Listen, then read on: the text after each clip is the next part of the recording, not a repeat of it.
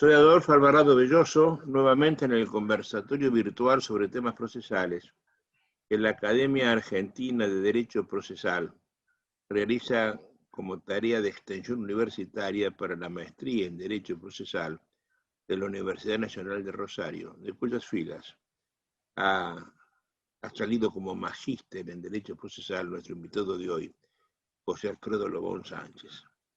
Y además es magíster en Derecho Civil y doctor en Derecho por la Universidad Santa María de Arequipa, prestigiosísima Universidad de Arequipeña, donde también ejerce él como director del Departamento de Derecho Procesal. Es un procesalista reconocido, es un docente ponderado como tal, autor de una media docena de libros, y abogado litigante. Abogado litigante de esos que litigan importantemente, los que ganan pleito, ¿no? Y tiene un estudio precioso, a cuya inauguración me tocó asistir una de las tantas veces que pasó por Arequipa, donde recibí una de esas caricias al alma que pocas veces se reciben. Descubrí que la biblioteca, la gran biblioteca, la que tiene muchos libros, que está en su estudio, tiene mi nombre, ¿no? Encontré a Adolfo Alvarado Belloso, el nombre de la biblioteca de la habitación, donde está la biblioteca, los centenares de libros que están ocupando los estantes, la biblioteca de Alfredito Lobón.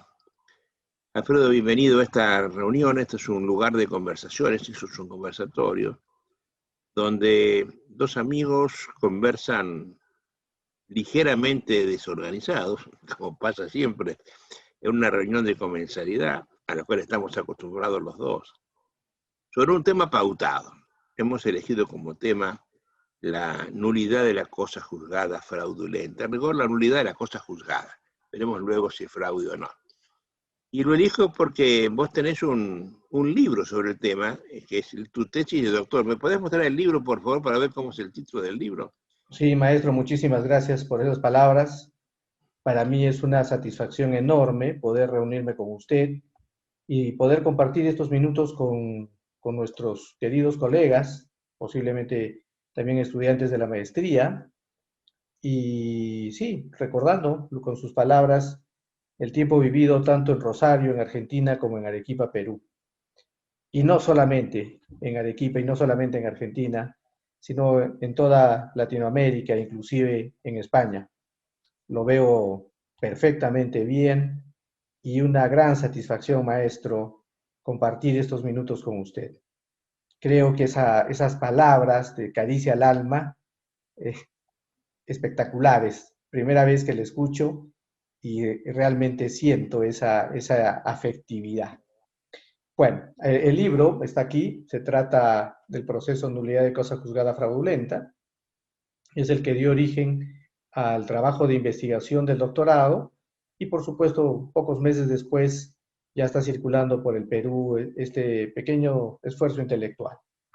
Eso está referido al Código Procesal Civil vigente en el Perú, ¿verdad? Está referido directamente al Código Procesal Civil peruano y en particular al artículo 178, que es el único que ha regulado esta figura de la nulidad de la cosa juzgada fraudulenta, dentro del contexto, efectivamente, como muy bien lo indicó usted, de... Páreme ahí.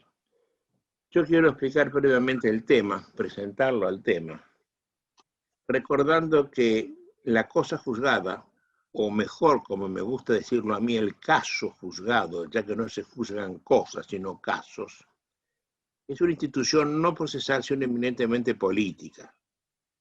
Alguna vez los pleitos tienen que terminar para siempre. Cuando yo esbocé los principios procesales en mi sistema procesal, garantía de la libertad, establecí solamente 5, y entre ellos la finitud del proceso, la temporalidad del proceso. Algún día tiene que terminar. 1, 2, 3, 4 grados de conocimiento, lo que ustedes quieran, pero algún día el fin, y el fin es para siempre. Y si no se cometió una injusticia, bueno, ese es el fin no querido del derecho, como se decía desde siempre, ¿no? Tenemos un pleito donde el derecho ha fallado para que miles de pleitos el derecho pueda mostrar todo su esplendor. Y la cosa juzgada, o el caso juzgado, fue durante todo el siglo XX, hasta bien entrada la mitad del siglo XX, un tabú. No se podía ir contra la cosa juzgada, porque era esa finitud, era la política metida en el proceso. De alguna vez vamos a ponerle fin a las cosas, porque si no, gente está preñada de ánimos querulandi, sigue litigando y litiga eternamente. Algunos por vocación, otros simplemente para no pagar. Y un día empezó a discutirse esto doctrinalmente, diciendo que la sentencia era un acto jurídico igual que todos los demás. Y si yo podía anular un contrato, si podía anular un testamento, anular un acto jurídico en general, ¿por qué no una sentencia? Si se daban ciertas condiciones. Y eso caló importantemente en la doctrina, en la buena doctrina de la época, a tal punto que en el invierno del año de 1969 yo organicé desde Rosario el primer Congreso de Derecho Procesal del Litoral Argentino. Allí vinieron Humberto Briceño Sierra, Hernando de Vicechandí, Adolfo Gelsi Vidar, vino Enrique Vescovi, argentinos, vino Miguel Ángel Rosas Lichen, Leonardo Jorge Aral, era la flor innata del procesalismo. Y uno de los temas de los cuales se estaba trabajando era la nulidad de la cosa juzgada. Y hubo muchos temas, muchos autores, que algunos de los temas yo los publiqué en la revista que inauguré con ese motivo, en ese congreso. Inauguré fue creo que en junio de 1969, con el nombre de Revista de Estudios Procesales, en cuyo número 1 hay un montón de trabajos de los autores de la época. Y esto hizo eclosión en el año de 1971, con un comentadísimo, importante fallo de la Suprema Corte de Justicia de la Nación Argentina, que por primera vez falló a favor de la nulidad de una cosa juzgada que había sido realmente escandalosa. Resultó que durante el gobierno, el segundo gobierno del general Juan Domingo Perón, que era presidente de la República, gobernaba la provincia de Buenos Aires un militar, el mayor Aloe, que presionó grandemente a la justicia y a una persona para quitarle su campo, así fue, ¿no? La familia era Campbell Davidson, y la provincia lo que hizo fue dictar una ley de expropiación. Se discutió el precio, el precio que la comisión fijada al efecto lo hizo Bill, se judicializó, y el juez de primera instancia en ese momento falló a favor de la familia Campbell Davidson. Apelando a la provincia, la Cámara de Apelaciones del lugar revocó la sentencia sobre pretexto de que la cosa juzgada debía resplandecer en toda su totalidad. No podía ser que se fuera en contra de la cosa juzgada, y contra eso Campbell Davidson se fue a la corte, ya con todo el bagaje de cosas que se venían estudiando. Quiero que sepan que la demanda fue posible presentarla recién en 1957, años después de que el campo fuera expropiado y mal pagado, cuando cayó el general Perón con lo que se llamó la Revolución Libertadora y fue presidente de la República el general Pedro Eugenio Aramburu. Su vicepresidente fue un almirante, el contraalmirante Rojas, era muy proclive a estas cosas, y como era lo que hoy día un ambientalista, y vio las cosas que habían hecho con ese campo, bueno, ayudó. La cosa es que la familia ya expropiada, ya pagada la cifra ínfima que era su indemnización, ofreció la devolución del pago, y además que se pretendió la nulidad. Y así esto llega, gana en primera instancia, pierde en segunda, se va a la corte, y en 1971 sale el fallo que por primera vez en la Argentina dijo que la cosa juzgada era fraudulenta, porque el gobernador de la provincia había intervenido el Poder Judicial para cambiar a los jueces que debían fallar el problema. Y puso jueces adictos que después se fueron de la justicia. Y ese juez dictaminó, resolvió que eran monedas las que tenía que pagar.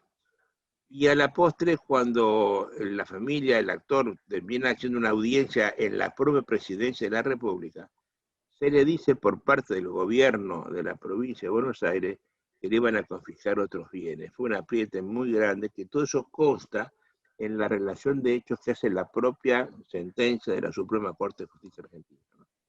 Entonces terminó diciendo que la cosa juzgada debe ser la natural consecuencia de un proceso regularmente llevado. De nuevo, la natural consecuencia de un proceso regularmente llevado. Por tanto, si se llevó irregularmente, como en este caso, con aprietes, con intervención del Poder Judicial, con pago de monedas, etc., parece que el proceso la cosa juzgada no aparece como tal. Entonces se dijo que lo que había ocurrido en ese caso era la apariencia de proceso, un proceso aparente que no podía lograr la cosa juzgada, entonces fue declarada nula por fraudulenta. Ese tema ya fue largamente laudado por el entonces prestigiosísimo procesista Augusto Mario Morelo. Hizo un comentario muy importante en la revista del Derecho, junto con la publicación del fallo, y de ahí en más empezó a hablar de la nulidad de cosa juzgada fraudulenta, y eso llega mutatis mutandi al Perú. Entonces llega ya en la norma, que ahora sí le pido a Alfredo que me cuente qué dice la norma, y cómo ha operado eso en el Perú a través de los años que han pasado desde entonces. Te escucho, Alfredo, con toda atención. Muy bien, muchísimas gracias, maestro. Bueno, sí, el Código Procesal Civil Peruano data del año de 1993 y consagra esta figura que es nueva, aunque nosotros teníamos en nuestro antiguo código denominado de procedimientos civiles, el Código de Procedimientos Civiles de 1912, una figura jurídica que se llamaba la contradicción de sentencia. En contradicción de sentencia se podía revisar una sentencia, pero de aquel proceso judicial expedido en un proceso ejecutivo o en un proceso sumario. Y efectivamente se discutía lo mismo que se había discutido antes, bajo el contexto de que un plazo procesal demasiado pequeño o pruebas, no la posibilidad de actuar todas las pruebas, podrían haber hecho devenir en incorrecta o en injusta la sentencia.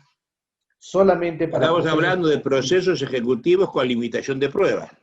Exactamente. Y de procesos sumarios con limitación de prueba. Todo dentro del contexto del Código de Procedimientos Civiles de 1912.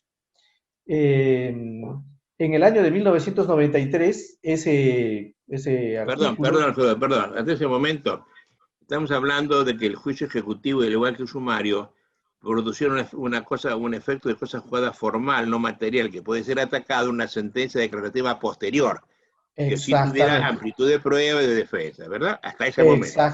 Exactamente. Ese era el contexto. Y bueno, ese artículo queda sin efecto ahora y el nuevo Código Procesal solamente establece la posibilidad de actuar, de solicitar la nulidad de una sentencia en el cual se haya producido fraude, ¿no? Y este fraude, producido por una de las partes en perjuicio de la otra, por ambas partes en perjuicio de un tercero, por una de las partes y el juez en perjuicio de un tercero, ¿no? O sea, todas las posibilidades, y siempre o y cuando... una de las partes con el juez en perjuicio de la otra. Una de las partes, conjuntamente con el juez, en perjuicio de la otra, correcto. Entonces, esta es la situación y el contexto de la nulidad de cosa juzgada fraudulenta. Tiene algunas circunstancias más, ¿no? El asunto es que se puede presentar medidas cautelares, pero la única medida cautelar que se puede presentar es la medida cautelar de anotación de la demanda. Quiere decir que no tengo otra posibilidad, lo cual también es un grave limitante.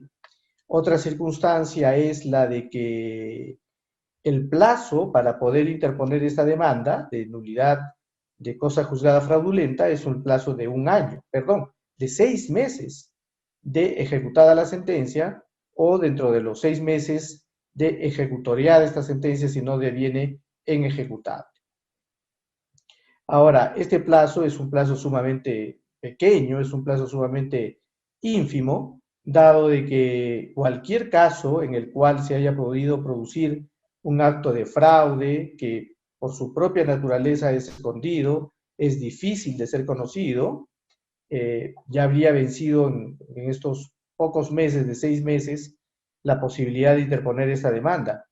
Con lo cual, resulta que muchos casos en los que se pueda comprobar el fraude y que se advierta el mismo luego de los 6 meses, como suele suceder en la mayoría de los casos, se conocen hechos graves, fraudulentos, que vinculan a la parte, a la prueba o al juez, pero luego de esos 6 meses quedarían automáticamente sin efecto. Por tanto, la figura jurídica más parece de adorno que de una verdadera tutela de los derechos consagrados en la Constitución Política de garantía a los justiciables. No tiene una aplicación fuerte, son poquísimos los casos en los que se ha producido, obtenido una sentencia favorable, y creo que sus resultados no son los que se podrían haber esperado, ¿no? Oye, ya, ¿eso es solamente para fraude o se ha podido extender eso? Porque actualmente se está hablando de sentencia írrita y la irritud está hablando de algo más que el fraude, a tal punto que la doctrina más actual está hablando de una cosa juzgada flexible, la que no me gusta, la que es injusta. El activismo judicial tan conocido por nosotros está poniendo en tela de juicio cualquier sentencia, no solamente la obtenida por medio de fraude, que implica ciertas cosas, ciertos requisitos, ¿verdad? ¿Qué pasó con esa extensión que está ocurriendo en la Argentina? Ya no se habla de sentencia fraudulenta, sino de sentencia írrita, que es un concepto un poco mayor, ¿no? ¿Qué pasó en Perú? Sí, no. Sí, precisamente yo estuve viendo un poquito la experiencia argentina y parece que la figura que tienen ustedes es efectivamente mucho más amplia, mucho más flexible, en el caso de una injusticia, etcétera, y que, bueno, alegados estas circunstancias, no sé cuál será la práctica judicial, se podría cuestionar esta sentencia. En el caso de Perú no ocurre eso. En el caso de Perú, por lo menos en lo que respecta a la justicia civil, únicamente queda restringido a ese campo específico del fraude procesal. Ahora, la idea sería un poquito comparar qué es de lo que ocurre con la justicia penal y qué es lo que ocurre con la justicia no penal. En la justicia penal, ya desde 1924, hace casi 90 años, tenemos el proceso de revisión, que es un recurso extraordinario de revisión, el que sí contempla situaciones de fraude y el que contempla también situaciones de prueba, ¿no? Pero taxativamente previstos, en virtud de las cuales nuevos elementos de juicio o recién conocidos elementos de juicio hacen advertir de que la sentencia dictada en la esfera penal, usualmente condenatoria, por supuesto, deviene claramente injusta por incorrecta, ¿no? Entonces, los campos dentro Es de la justicia penal. el caso de la película española El crimen de Cuenca. Condenados los dos imputados, aparece el muerto, caminando y saludando a la Aparece gente. vivo, aparece vivo el muerto. Aparece vivo el muerto. Por supuesto, exactamente, ¿no? Ese es el caso. Entonces, yo creo que dentro de la justicia penal, efectivamente, existe un mejor encuadramiento de esta figura, que no se denomina fraudulenta, sino, en el caso de lo penal, se denomina recurso extraordinario de revisión, y que yo creo que podría ser de repente mejorada en ese sentido. Comprender las dos vertientes, comprender la vertiente del fraude y comprender también la vertiente de la prueba judicial. Ese sería un primer alcance y no extender a mayores aspectos. Otra circunstancia conveniente sería ampliar el plazo, porque 6 meses no es un plazo excesivamente exiguo. creo que podrían ser tal vez hasta 5 años, pero por supuesto dentro de los 3 meses siguientes ha conocido el hecho que justifica la demanda. No quiere decir 5 años abiertos, puros y simples, sino dentro del plazo de 3 meses de conocidos los hechos, siempre y cuando hayan transcurrido no más de 5 años de dictada la sentencia. Me gusta eso, ¿no? Sí, a mí me parece claro que la revisión penal, que está en todas partes desde siempre, Así es. si no fuera eso, clamaría al cielo, ¿no? Que me condenan a mí por una muerte que no ocurrió, está clarísimo esto. Pero se puede dar también la circunstancia de que me condenan a base de testimonio, que luego de mi condena, empezada a cumplir la pena, se declaran fraudulentos, o sea, son condenados por falso testimonio los testigos que me llevaron a mí a estar preso. Con lo cual es uno de los supuestos claros de revisión de la sentencia, ¿verdad? Si la sentencia se hizo por testigo falso, bueno, esa idea, si uno la piensa bien, podría llevarse al campo de lo civil, ¿no? Porque allí no habría fraude. Un testigo falso no es fraude de la parte, ni del juez. El convencimiento de un testigo que no era testigo bueno.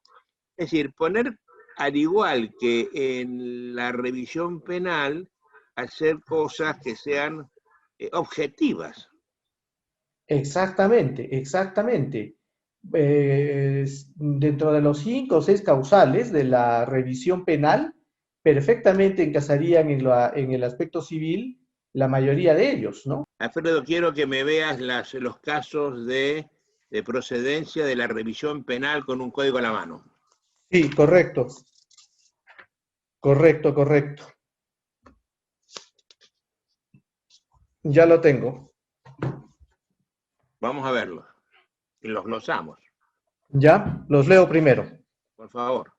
La procedencia. La revisión de las sentencias condenatorias firmes procede sin limitación temporal y solo en favor del condenado en los siguientes casos. Fíjate vos que es importante, sin limitación temporal, ¿eh? Eso, exacto. Es de toda obviedad eso. Si el muerto aparece 6 años después, apareció. Así es, así es.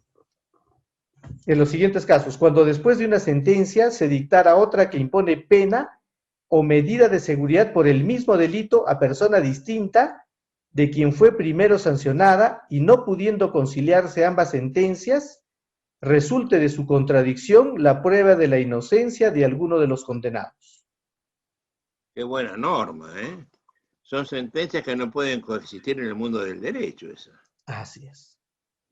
¿No? Qué buena norma. Siga. 2. Cuando la sentencia se haya pronunciado contra otra precedente que tenga calidad de cosa juzgada. Muy parecido al anterior. ¿Eh? Muy parecido al anterior. No, ahora sí, ahora estamos respetando la cosa juzgada. Si ya hubo una cosa juzgada, la estamos anulando. Ahora estamos anulando la anulación. Tercera, si se demuestra que un elemento de prueba apreciado como decisivo en la sentencia carece de valor probatorio que se le asignara por falsedad, invalidez, adulteración o falsificación. Lo que hablábamos recién, ¿no? El testigo viene calificado de falso o condenado de falso. Exactamente. 4. Si con posterioridad a la sentencia se descubren hechos o medios de prueba no conocidos durante el proceso que solos o en conexión con las pruebas anteriormente apreciadas sean capaces de establecer la inocencia del condenado. Perfecto. Perfecto. 5. Todos me parecen aplicables a lo civil, creo, ¿no? Cuando se demuestre mediante decisión firme que la sentencia fue determinada exclusivamente por un delito cometido por el juez o grave amenaza contra su persona o familiares, siempre que en los hechos no haya intervenido el condenado. Oye, muy buena sentencia, ¿eh? Porque está viendo ahí el temor del juez, ¿eh? Apoya totalmente su parcialidad. Exactamente. 6. Cuando la norma que sustentó la sentencia hubiese sido declarada inconstitucional por el Tribunal Constitucional o inaplicable en un caso concreto por la Corte Suprema. Eso con posterioridad a la sentencia de condena. ¿Ese es el último inciso? El último inciso, el sexto inciso. Oye, me parece que todos son aplicables al juicio de lo civil, ¿no? A lo no penal, digamos, porque esto se A la aplica para justicia no cualquier penal. cosa. Así es. Si acá se entendiera, Alfredo, que no se entiende lamentablemente que el proceso es uno solo, esa teoría unitaria que marcaba Alsina en el siglo pasado y que ahora está defendiendo hace muchos años Omar Abel Benaventos, todo esto tendría que ser un código general y regir para todo, para lo civil, lo penal, lo laboral, todo. Eso tener códigos diferentes porque la pretensión es de índole distinta, no tiene ningún sentido, el proceso es uno solo, ¿no? Y eso es lo que pasa, tienes una norma impecable para un caso y no para el otro. Que bien lo hubieran Exactamente. hecho los procesalistas civiles del código actual en leer esa norma cuando inventaron la cosa jugada fraudulenta. Así es. Así es. ¿Cuál es el estado de la jurisprudencia con esa norma? No, esta norma es simplemente una actualización. Me parece que alguno de los incisos ha sido añadido, pero es la actualización del Código Procesal Penal de 1924. O sea que tenemos esta norma nosotros en la justicia penal de toda la vida, ¿no? Veo si puedo ubicar la norma de 1924, no sé si la tenga acá, creo que no.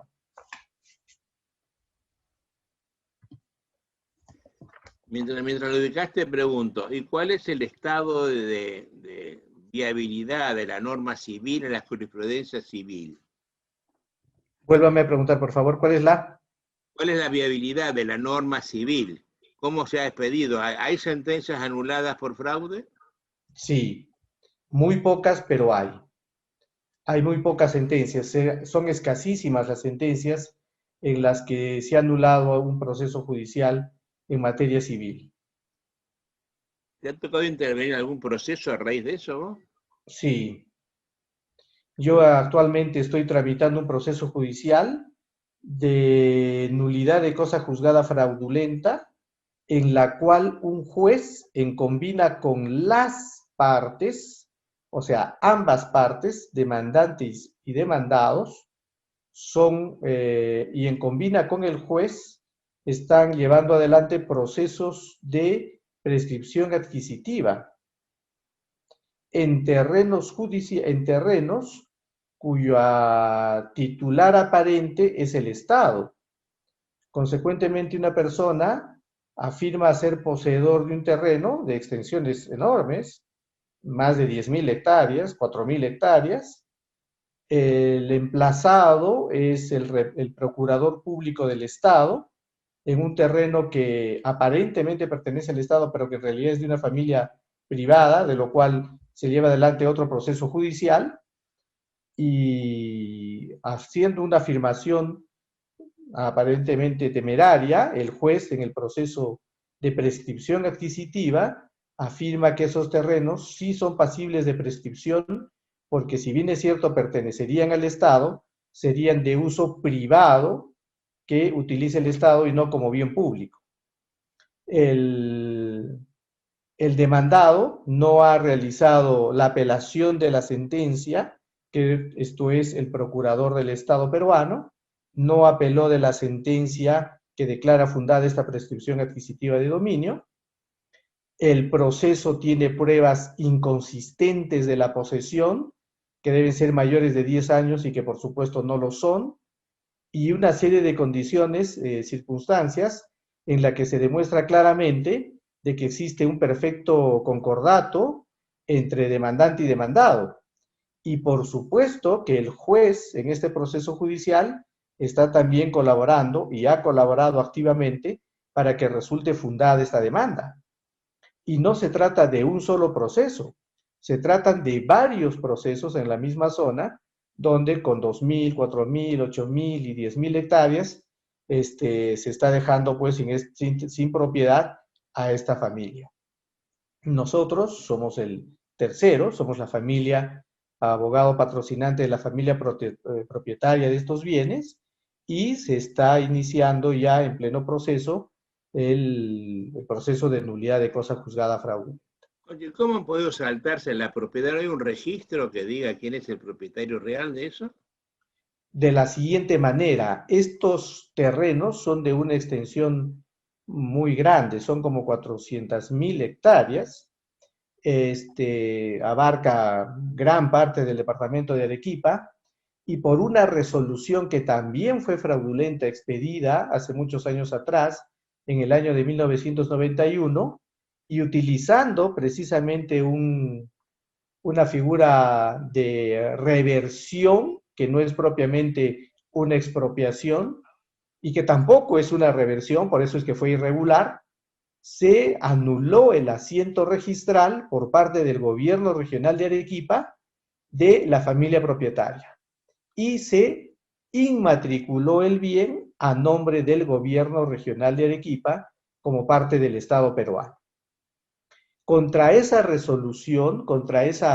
resolución administrativa emanada por el gobierno regional de Arequipa, se ha solicitado una demanda de amparo, se ha interpuesto una demanda de amparo y se ha logrado ganar esa demanda de amparo y consecuentemente se ha dejado sin efecto la resolución administrativa de reversión, ¿no? Indicando que jamás hubo reversión, porque reversión significa que fue primeramente originario el Estado, que luego perdió y luego revierte, ¿no? Jamás hubo en el fondo una verdadera reversión. Fue un acto claramente irregular. Bueno, vía demanda de amparo se ha logrado determinar la nulidad de esa resolución administrativa de reversión y consecuentemente el corazón mismo de la aparente propiedad del Estado ha dejado de tener efecto legal alguno.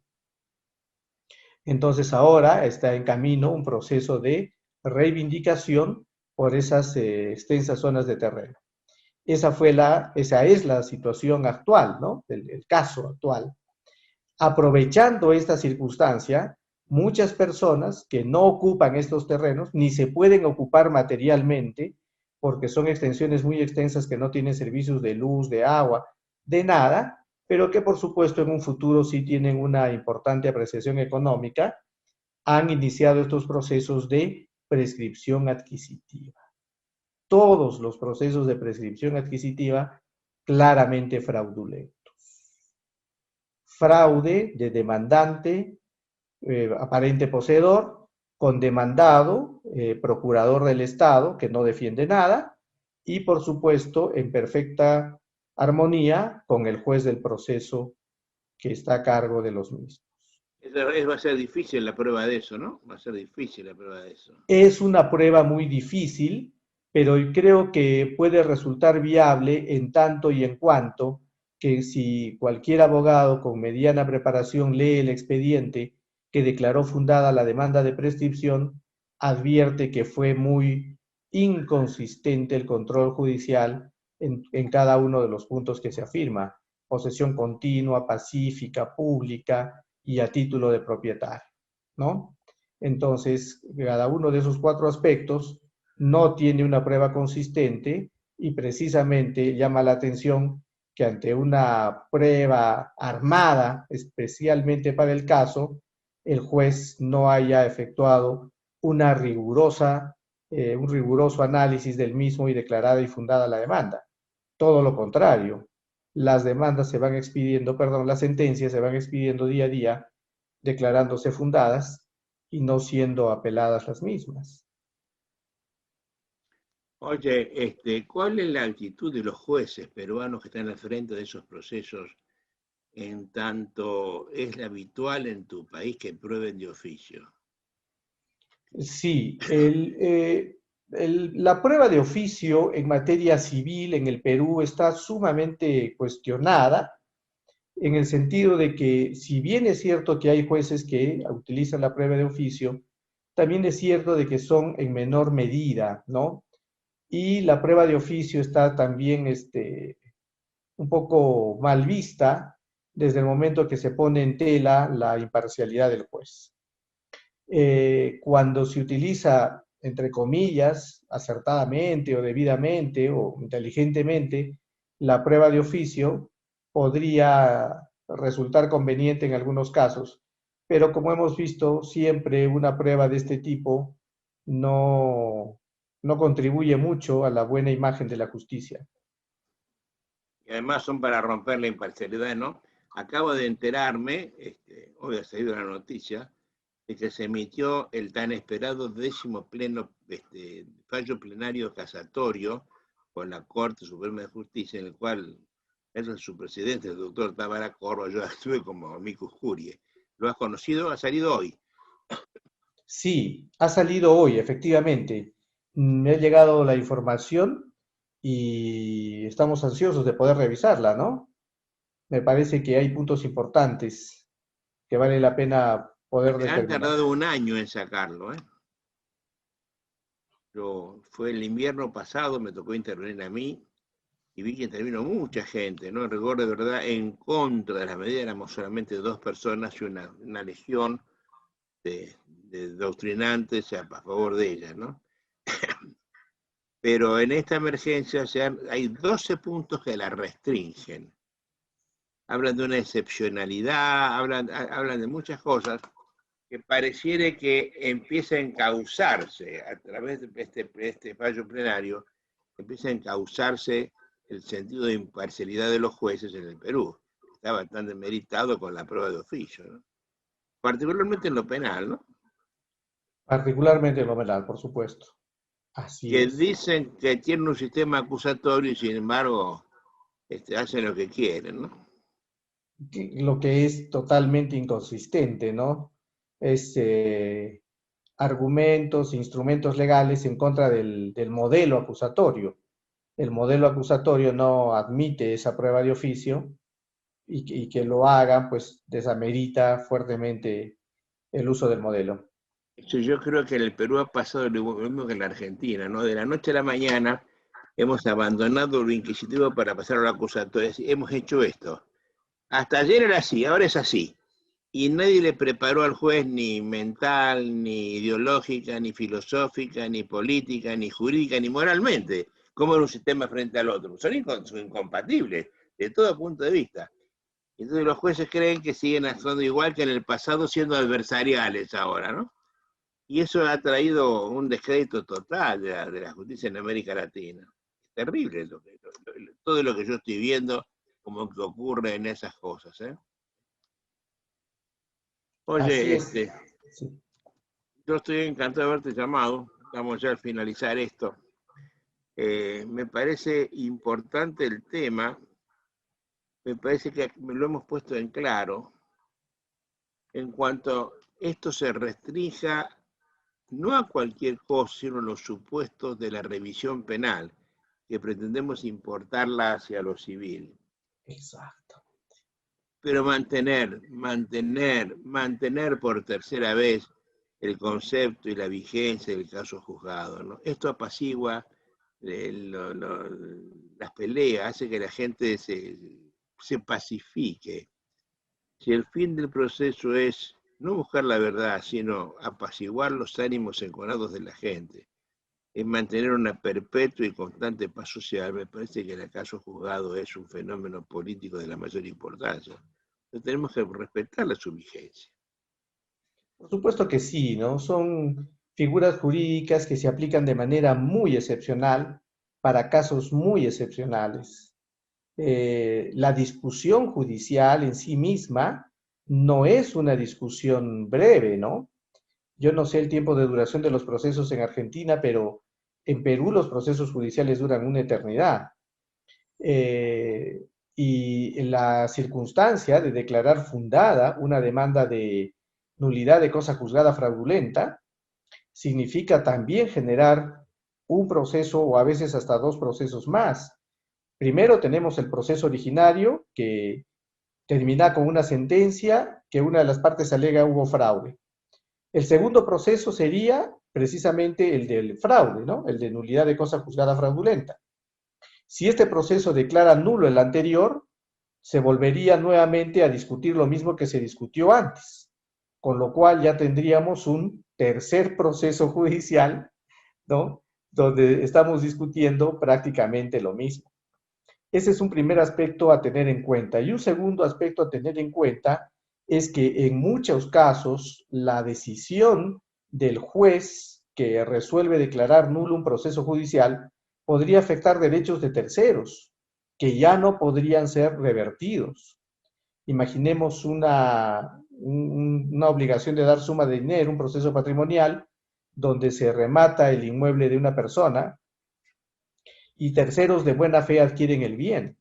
Entonces, esos terceros de buena fe ya no se van a poder afectar por esta sentencia que declaró nulo el proceso, conservarían el bien y la otra persona tendría que iniciar ahora un segundo proceso. El primero, o sea, un tercer proceso. El primero fue el proceso en el que perdió. El segundo, el proceso de nulidad de cosa juzgada fraudulenta que ganó. Y el tercero, el proceso de indemnización para recuperar aquello que perdió, en cuya situación estamos realmente complicando mucho las cosas. Es una fiesta para los abogados, pero terrible para la parte que sufrió el problema, Así ¿no? es un drama, ¿no? Que no tiene fin Es para un las drama que partes. no tiene fin. Y además Exactamente. espera y espera y espera una justicia que nunca llega, ¿no? Y Así cuando es. llega ya es tarde, si es que llega alguna vez, ¿no? Oye, Alfredo, me encantó estar contigo. Muchas gracias por esta conversación. Esto va a estar, por supuesto, en YouTube y en Facebook. Y te daré noticias apenas esté editada para que nos podamos reencontrarnos nuevamente en Internet. Gracias Bien, por esto maestro. y te mando un abrazo fuerte. De igual manera, fuerte abrazo para todo Rosario, de igual manera, para Gracias, toda su querido. familia. Gracias. Muchas gracias, maestro. Hasta muy pronto.